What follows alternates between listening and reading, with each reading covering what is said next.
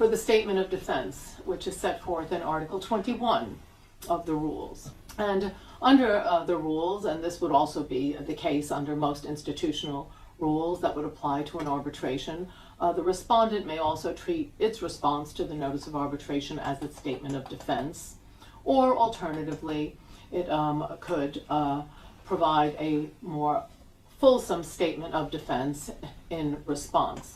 Alternatively, the respondent could provide a more fulsome statement of defense in response under Article 21.2.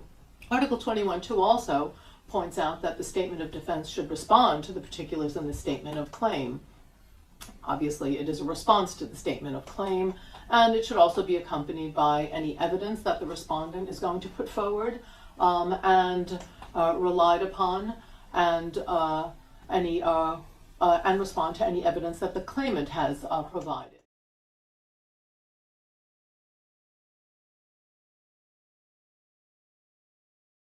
Experts are frequently asked to prepare a critique of other experts' reports and to highlight for their instructing counsel any errors or problems.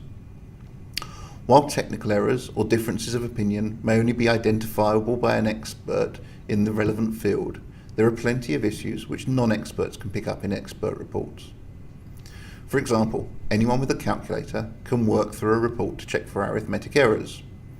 Given the complexity of some damages or technical calculations, and the time pressures that can arise in arbitration, arithmetic errors in expert reports are not unknown.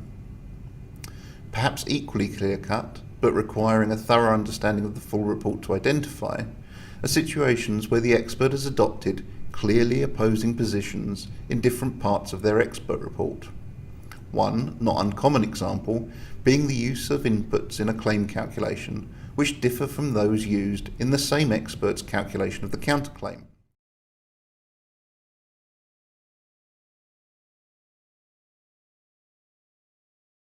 Article 34.2, subparagraph A, subparagraph 3, refers to the excessive authority of the tribunal when the award deals with matters outside the scope of the submission of the parties.